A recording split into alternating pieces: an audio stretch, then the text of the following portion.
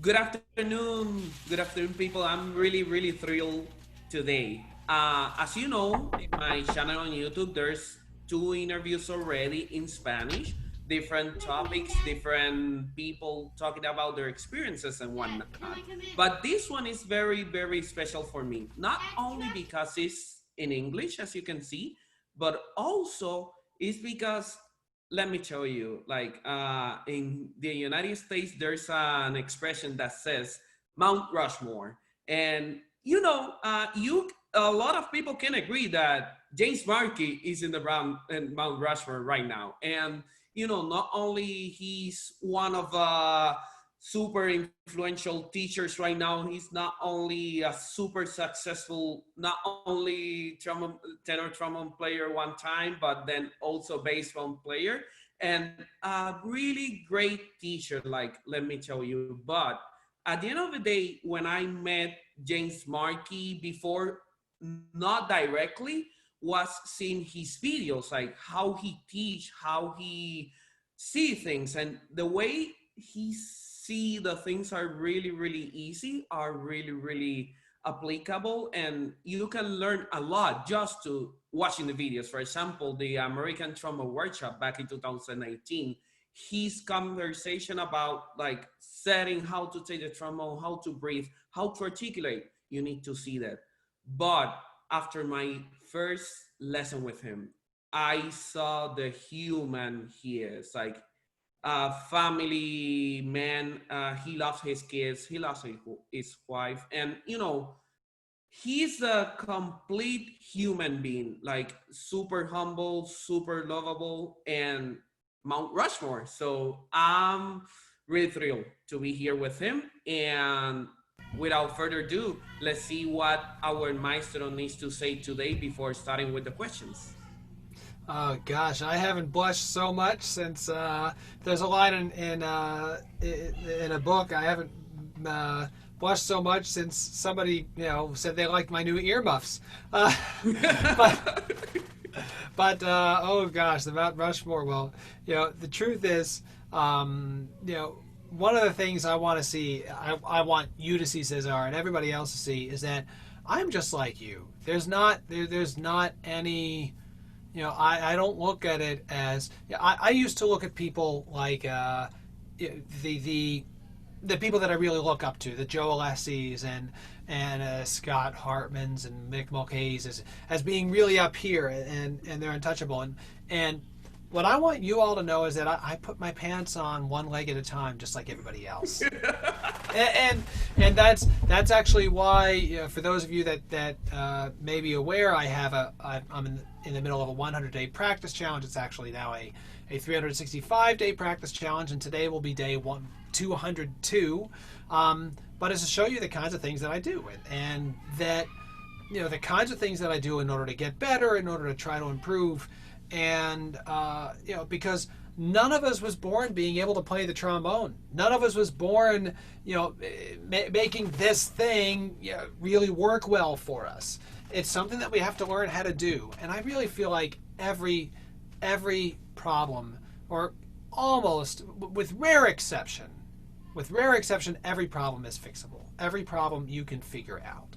And there are occasionally things that you just can't change, but those are really in the minority. The vast majority of learning to play this instrument well are things that you can figure out, and you can learn to overcome, especially with technical challenges. So I have a lot of hope for a lot of students who have trouble with things, and just to try to help sort them out. So That's really interesting, maestro, and I really think the way you think is super transparent, and I agree with a lot of you said already. So let's start with the very first question. Your resume is really big. Like we need to start bachelor's and master's with Joe Alessi in Juilliard, like, and then you have done a lot of like orchestra playing, like with the Boston Symphony, New York Phil, Pittsburgh, and a lot of actually chamber music. Aries Quartet is doing a lot of stuff. You did already four CDs, if I'm not wrong, like then some Paul Polar and then Off Road on bass. All these things are related to, the soloist, the chamber music player, but you're a really really good teacher too. So let me ask you this: when you discover your passion for teaching, or if that was something that you needed to do, that was maybe forced, or you born with it? Well, I will say that when I was younger, I didn't have much in the way of resources in terms of financial resources. So I had some teaching. I was very grateful for the teaching that I had in high school. There was a local music teacher named Gary Quam, and he played trombone. He taught me things that I just didn't know about legato and such. And when I started taking lessons with Joe Alessi, he knew that I was really challenged financially, and he said that he would like to teach me, and I said I would love to study with him, and he agreed to do it. He actually wouldn't accept any payment. Oh wow. And from that point on, I knew that if I were to succeed, I want to do the same thing for other people. And if I'm ever in the position to be able to help people, I want to be able to help them. And I would not be where I am had I not had the instruction that I had. And I realized just how important that was to me. And I realized that from a very early age. So I never set out to be a teacher, but I knew that teaching would be something that would be really important for me to do. And what's been interesting is that over the course of my life, as I've grown in my own playing and figured things out, it's become apparent to me just how important teaching is, and that of the things that I do, the teaching and the performing is really, that is my livelihood, that is my job, and that's what I love doing. But the reason I perform is so I can help people experience the joy that I would experience as an audience member. I want them to experience that too. The reason why I teach is because I realized just how important good teaching was to me in my development. And I want to impart that to other people too. Now, as I've gone over the course of my life, I've realized that there are things that I may have heard from other people, because obviously, I studied with Joe Alessi and he was great. He didn't tell me everything that I've ever heard in my life. I mean, I've heard from this source and that source, and gone to Chicago and gotten advice here, and been all sorts of places and gotten all sorts of different advice. And I realize that, at the time, I thought all these things were really good things. And then here's where really things started to change for me. My daughter was born, and she's now 15. But she started taking violin lessons in Suzuki Violin School. And in Suzuki training, the idea behind the Suzuki method is that you learn, first of all, you learn what music sounds like by listening to recordings. And then you learn how to play an instrument based on what it sounds like. And then you learn how to read music. It's just very much the same way we learn languages, in that when you learn a language and you're an infant, you don't speak, you don't say a word. You listen to what everyone around you is saying. And then when you get to 1 year old, you start learning the motor skills to make some of those sounds, but it begins with listening first. So what I realize is that it sort of changed my way of approaching music. So all of my children, I've realized just how much music is a language for them. But I also realized in Suzuki training how much is known about how to play the violin. That you make a bow hold this way. There's a specific way that you make a bow hold. And you move your arm in a specific way. And there's a specific point on which you put the stick on the strings and you hold it. There's so many things that you need to learn how to do specifically to play the instrument well. And on trombone, so oftentimes we can take the trombone and put it into someone's hand and say, you buzz your lips together and put the mouthpiece up to your mouth and blow. Well, that's like saying, all right, the bow goes in your hand and you move it across the strings. There's so much more than that. And there's so much that we can do to actually help guide our students and help guide young people to starting an instrument well, but not only starting an instrument well, but once you've got to start, to learn how to do it at a higher and higher level. And that there's so much that's in common between good string technique and good brass technique.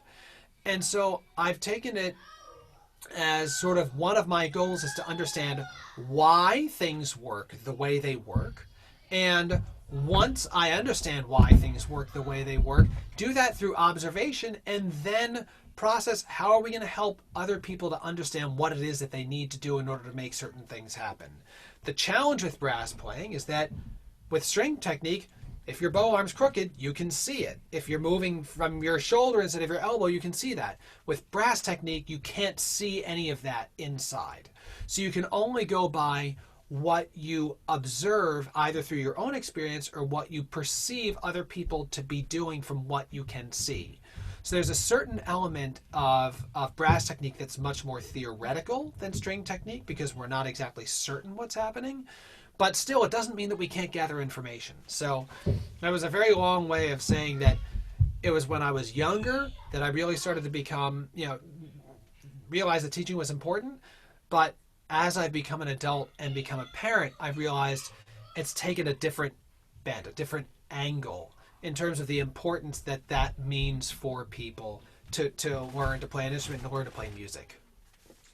That's really interesting, and I haven't heard that from you before, and it really makes a lot of sense. Because I've been close to the Suzuki method as well when I was a teacher back in Puerto Rico, and I can tell like there's a ton of stuff that we can learn from that methodology. Mm-hmm. And second question for you will be this one: is your experience you had in your childhood related to your passion to teach like young players too? Because not only you are teaching in the New England Conservatory, but also you conduct the trombone octave from the preparatory school. Like with a lot of success you had, maybe we can say, oh, you don't need to work with young players, but is your experience in life related to what is your job doing at that? Because in New York you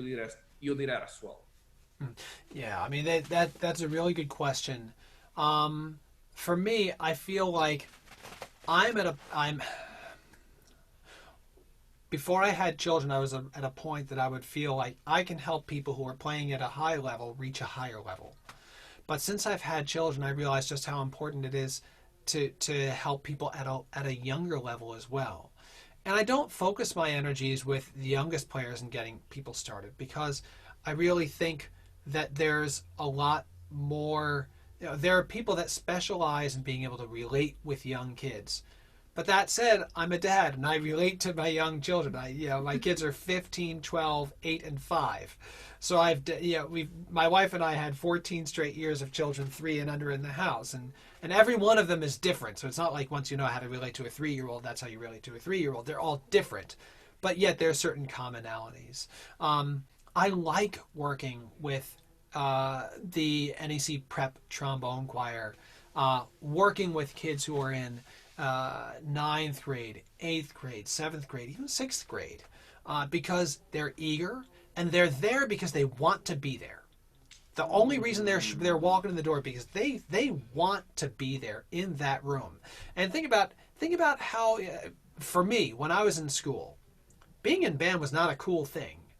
But it was the first time I actually had a community of people that really understood me and that really everybody in band wanted to be in that band room. Nobody was in that band room because their parents said, no, you need to be in band. They were there because they wanted to be there. And that's what I experienced with the Prep Trombone Choir. Every kid who shows up is there because they want to make music and they want to make music with their friends. And by golly, I want them to enjoy it as much as they possibly can. So, the approach that I take with kids who are 6th grade through 9th grade is very different from the approach that I'll take with my college students. But there are commonalities in that I want it to be fun for everybody. But the way you'll approach that, what's fun for a sixth grader is going to be different from what's fun for a freshman. What's fun for a 10th grader will be different from what's fun for a second year master's student. So, I definitely try to take these things into account. For me, music when I was growing up was a primary means of enjoyment. I mentioned before that we didn't have a whole lot of money when I was growing up.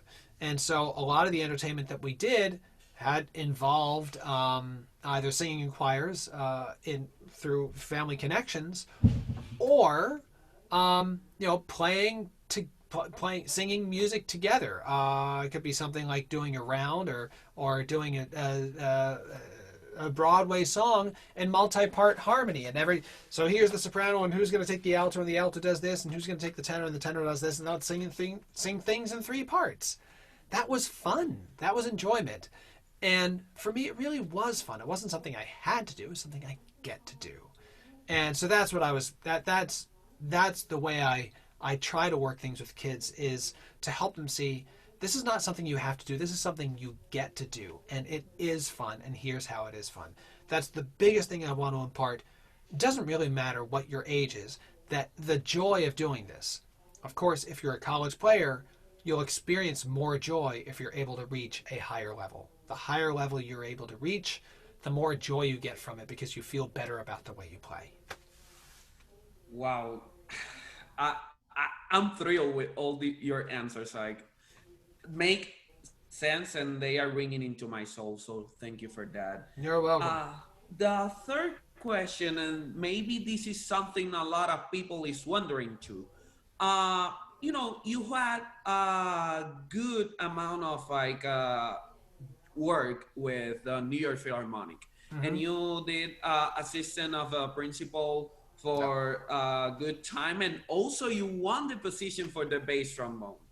You had if I'm not wrong, you had a 14, 15-year tenure with the New York Phil. 15 years. Yes, sir. That's right. A- And then something, I'm not gonna say weird happened, because me as a Latino I can understand that, but as a American person, Boston versus Yankees, let me tell you, like, you can get enemies if you make a change like that, and you did it. I Why the know. change after having all this success with New York? That is a really good question. That is a really good question. One of the reasons I took the bass trombone audition in the Philharmonic was because there was a certain amount of dissatisfaction that I had as associate principal trombone. It's sort of like you use the baseball analogy, and I'll use the same thing. It's like being a utility infielder. Maybe during the regular season you play some third base, you play some second base, you play some first base, you play some shortstop. But when the Red Sox come into town to play the Yankees, you're on the bench. Yes. And for me as associate principal, that's kind of what it was like. I'd be in town for the lowly this team or the lowly that team. I'd be out on the field. But when the big guys came, when it counted, when the playoffs happened, I was on the bench watching other people play. And I didn't want that anymore. So by going to bass trombone, that was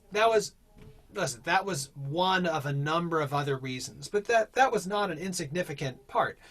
So when I got the bass trombone job, I thought, yes, now I've got my own chair. It's like sitting in right field, and you're in right field all the time.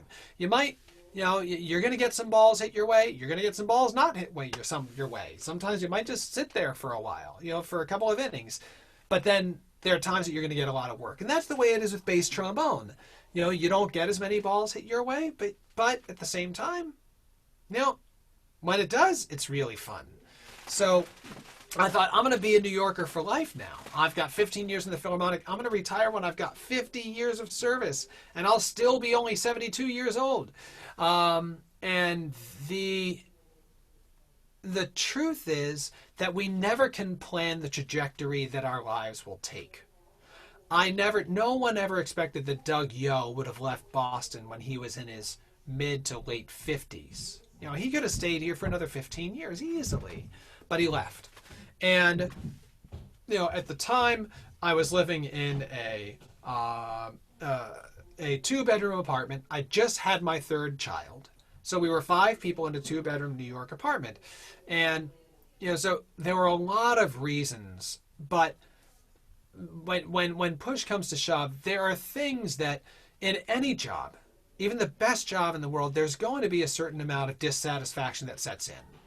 And if you're watching this and you've been in a job for a while, you'll know this. It could be the best job in the world, and there will be things about it that you can't change that you're not happy with.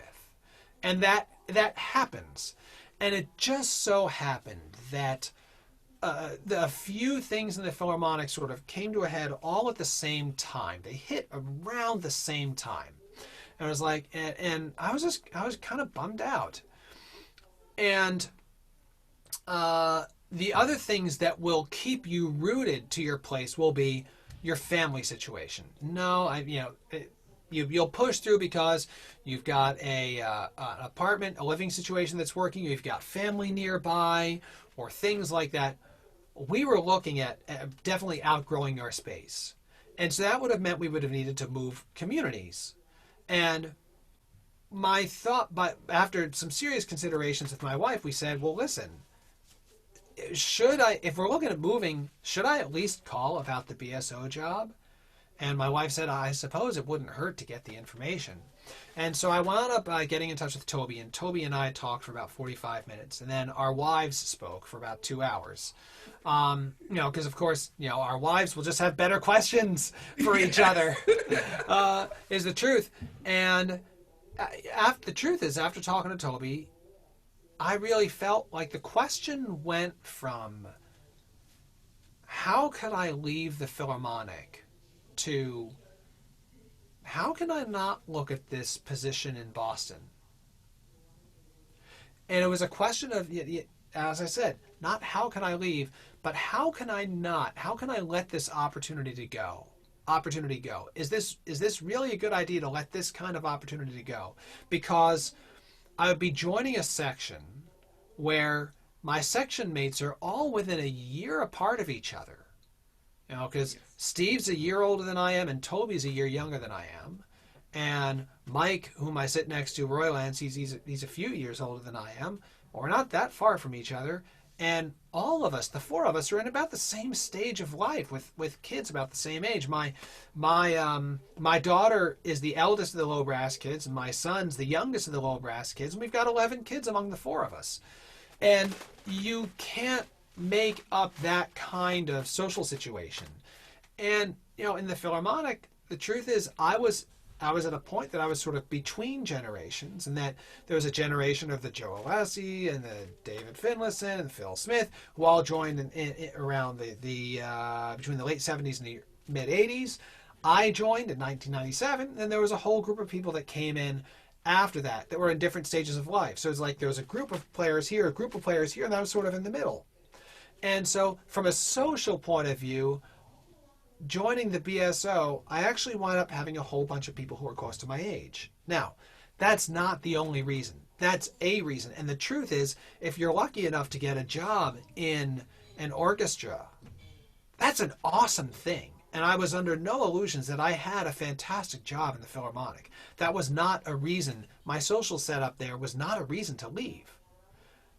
But when you have the opportunity for a different social setup that you just can't make this stuff up, it's like, really? So, plus, I was always envious of the Philharmonic people for starting something really, really cool with Don Harwood and Warren Deck and Phil Smith and Joe and David, for starting something, being in at the ground running of a new section, a new direction. And joining Boston, I'd be the last piece in a low brass section that probably was going to be together for a while. And to have that kind of opportunity to have what Joe and David did, starting earlier on in their career, still having that time in my life to spend 20 years with the same people, or potentially 25 years, or 30 years with the same people, that was really cool. So there are other reasons, but listen, it was the right job at the right time. That's really a great answer to this question, and that drives me to this other one, because like that in the four previous questions, your family has come into your answers, and I admire that, because like for a lot of young students studying music, doing their bachelors, doing their masters, doing their doctorates even, uh, a lot of teachers can say, hey, don't have kids until you have some kind of success. So let's drive to this point, how your family or your desire to have a family influencing everything you have done in your career. You know, I love my family, and they are, of all the things I have here on earth, they are the most important thing that I have. They are the most important thing to me. You know, that with all that said, I still need to practice, and I still need to keep up my skills, and I still need to be able to play the trombone, because that's my living, and I love that too. And I am a musician, and I know people say, you know, being a musician is something that is something that I do. I'll say being a musician is something that I am, and part of who I am. Now, if I couldn't do it for a living, guess what? I'm still a musician. I'm not a professional musician anymore. If I Wow. should have some kind of catastrophic injury and I can't play the instrument anymore, well, then I'm not a professional musician, but I'm still a musician. Just like I'm still a dad and I'm still a husband, they're defining things, things that define who I am. And of all the earthly things that I have, that's where it is. So, um, you know, but that said, it's, you know, it, having a family is a very big responsibility, and I wouldn't have it any other way. It is an amazing thing to have other people to live for. It really orients your life to one of service, that you serve your spouse, you serve your children. And, you know, listen, we make mistakes. As parents, I make mistakes. As a husband, I make mistakes. I make them all the time. And I beg for my kids to forgive me when I do. They make mistakes too, and they ask for our forgiveness, and we need to be quick to forgive, and and we need to be quick to forgive other people, and we also need to be quick to forgive ourselves, because it can be, some people can have a tendency to not be hard enough on themselves and make excuses for why things are the way they are, and sometimes people can go the opposite direction, and instead um, they are beating themselves up for mistakes. The truth is, it is, there's a phrase that I have, which it is, only look in the past long enough for you to change a decision in the present so you can have a different future. Everyone's Hmm. going to make mistakes. Everyone's going to mess up. And when we do, what are you going to do about it? Are you going to beat yourself up and say, oh, I made a terrible mistake. Oh, woe is me? No. Because if your life, instead of your life being about you, your life is about other people, then you can say, all right, I need to move on from this. I can't afford to beat myself up because I have to move on. I've got to make different decisions now. And I can't afford to be living in what happened 5 minutes ago or 5 hours ago or 5 days ago or 5 years ago. I've got to make different decisions now. And so it's so important for us to um, live in the present. Having children really forces you to do that, because you might have one child who has a need, a real need here, and you might have another child who has a real need right here, and you have to figure out, I've got to figure out both these things, and how am I going to do that? And I need to practice. Well, my practicing is going to wait. That's actually a big reason why I'm doing the practice challenge that I'm on right now. Is, if nothing else, in the course of a busy day for someone like me who's staying home now all the time, um, over the course of a day, that is my guarantee that I am going to hit the horn, because I know, even if oh, it might have been 10 days ago, I got in bed at 11:30 at night after just a really long day. I got in bed and I realized I haven't practiced yet. So what did I do? I got out of bed, I went downstairs, I got out the trombone, I played for 2 minutes, I played for a total of 2 minutes, I posted 1 minute of it and said, 2 minutes of practicing on a day like today, yeah, you know what? It counts as practicing. It checks the box off. You can't do that all the time, but, you know, sometimes you just got to have a Pop Tart. You can't live off Pop Tarts, but Wow. sometimes is a Pop Tart food. If it's the only thing that you have to eat, and that's the only thing that you got, yeah, you know what? Eat the Pop Tart. If it's going to help get you through, then do it. Don't live off of them. Don't make that your diet. But don't say, "Oh, I had a Pop Tart. That's not real food," because sometimes that's all you get, and that's just the way it is. I make the decision to order my life the way that I do, which informs results that I get. And sometimes I'm constantly having to balance. Sometimes I've got to tell my kids, no, I can't do this because I got to practice. And sometimes I got to tell my trombone, I'm sorry, I love you, but I can't spend time with you right now because I've got to be with my family. That's just the way it is. So the balancing act is a real challenge. It's a real struggle, but I don't regret that struggle in any way, shape, or form. It's a struggle I'm happy to take on every day, even if at times it can be challenging. Uh, I don't really know what is gonna be the reaction of audience, but at least for me, ladies and gentlemen, I'm really inspired with your answers. Like I'm really am. They are making beating my heart so quick, and I'm super inspired because all your experiences you have told me at this point. We are coming to the end of the interview, so at this point, I'll ask what I say rapid fire questions. Yep.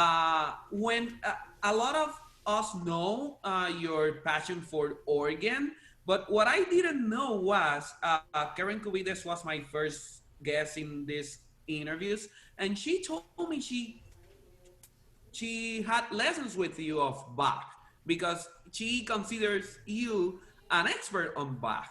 So how that composer relate to your love of organ, if in any way? Oh, that's a really good question.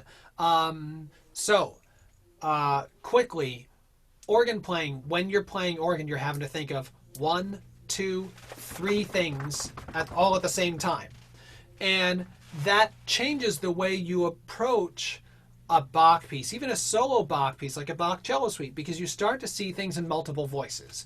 You don't see it as one line that's going up and down, but you see that Bach actually wrote it with the idea of there might be an upper voice and a lower voice, and they're both going on at the same time, but he can't do both, so he can only do one and the other. And you start to look at things like that in a very different kind of way, a kind of way that really expands your mind and your perception. The other thing about organ that's helpful is thinking about three things at once. It also opens your mind to think about other things when you're practicing, to think about your rhythm and your intonation at the same time, and your phrasing. And maybe not a lot of it, but having a little bit of focus on one, two, three things and try to affect change with all three things rather than focusing on just one thing and have that be at the expense of other things. Okay, now my intonation's really good, but my rhythm wasn't so great. All right, now my rhythm is better, but my intonation isn't so great. It's like having it all at the same time. So, yes, I think the more music you study, the better you get at understanding music. And that's really key. So study a lot of music. The truth is, most of the trombone music we have, let's face it, it's from like 1930 on. So expand yourself to learning music that's not trombone music. The more of that you study, the more of that you listen to, the more of that you have in your experience, the more parts of it becomes part of your vocabulary. And the more vocabulary you have, the better you'll get at learning how to interpret speeches or write your own speeches. Oh, that's really interesting. Another one. How do you see yourself in the next 10 years? Let's put it like this. The next 10 years, what I would love to see is a different understanding, or not a different, that's the wrong term. I want to see an understanding of pedagogy that's rooted in observation, not in fear. And I don't want to say I want to lead that movement because that's not what I'm after. But what I want to do is I want to facilitate other people's discovery of this fact. And the way I like to impact people is I like to impact people one person at a time with my students. That's primarily what I do. I'm a natural introvert, And so I like to affect people one at a time. But I want those people to be able to take things that I've taught them and then apply it to their students. And then if those students apply it to their students, so that we wind up with an idea of pedagogy that is rooted in observation, not in the fear of, oh, don't ever change someone's embouchure because they might not go back again, to here's how embouchures work. And when there are embouchure problems, here are some things that we can do to fix them because they are fixable. Or things about slide technique, or, there's, yes, is it possible? The idea of paralysis through analysis, is that possible? Yes, you can overthink. But likewise, you can underthink. You can overthink and you can underthink. And so for someone who likes to overthink, you need to simplify things that they don't. And for someone who's not thoughtful enough, you need to give them information so that they can process and understand what it is that they need to do differently. It's not that one approach is right and the other approach is wrong. It's such an individual basis. But at no point is knowledge and understanding a bad thing. It's learning how to apply that knowledge and understanding to everyone's individual situation.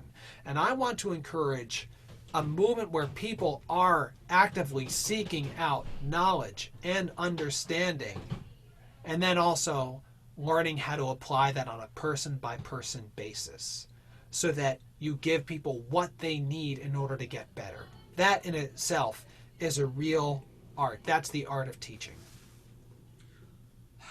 Wow, and I can relate with that because one of my first teachers here in the States that I paid for private lessons was one of your former students, and I can notice his love for music, his love for explaining things, and what you say, I can relate with that. Mm. Ladies and gentlemen, we are getting to the end of our interview. Our maestro, he has a lot of like compromises right now, like he has a lot of commitments with family and practice as well. But before you leave, I wanna ask you this question.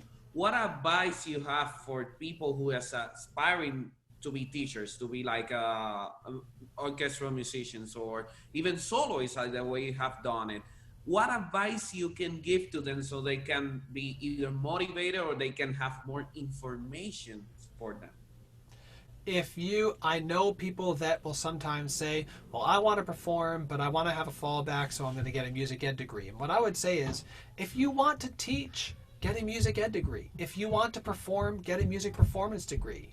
Because if you will wind up getting your music ed degree as a fallback, there's not a great chance that you will wind up actually teaching. You'll wind up doing something else. Do what it is that you love. If you want to, and for people who want to perform, what I'll say is this. If you come to me and say, I want to be a trombone performer, what I'll say is there anything else that you could see yourself doing that you could enjoy? Because if you could, you should do that instead. It's too hard a career being a musical performer, because ultimately to win an audition you have to be the best. If you are the second best person that was there, it means you are the best person who didn't get the job. and it's hard. And so if you want to be the best, you need to be willing to make sacrifices. And the people who are most willing to make sacrifices are the ones who say, I cannot see myself doing anything else. And because of that, I am going to get in the practice room at 8 o'clock in the morning when no one else is in the practice room at 8 o'clock in the morning.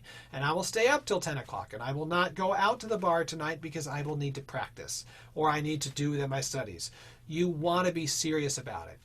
If you can do something else, you can be a musician and enjoy it avocationally and do something else. And you can go to concerts and you can play in ensembles and community bands and be a musician for fun. If, however, you want to be a musician and you say, I can only see myself performing, I really think I need to give this a go, then you should give it a go because you'll regret it if you don't. If you say, yeah, I really want to be a musician, but I don't think it'll work out, so I guess I'll do this instead. You'll regret it if you don't give it a go. You should get some counsel and some advice from people and say, hey, listen, where do I stand with my peers? But that can't be your only decision, because if you find out that you're below where your peers are, maybe you just work that much harder to get yourself back up to where you need to go. there's not a right or wrong answer for these things. Should you be a musician or should you not? That's a very individual decision. But what I want to try to empower people is to remember that there are factors that they can consider when making their decision for themselves. Oh, awesome, awesome. I really appreciate your time, Maestro. I really appreciate all the knowledge you gave us in this interview. Like expecting standard answers, what we received was like life lessons, and I can relate your passion for teaching. I can relate your passion for your career as a musician and your love for your family in everything we have talked. uh, Ladies and gentlemen, I really appreciate your time with us. I hope you can stay up to the end, and there's gonna be a lot of interviews like this. And I appreciate James Markey for his time. And up to the next one, I will see you then. Thank My you and bye Yep. bye. Yep. Bye bye. Thank you.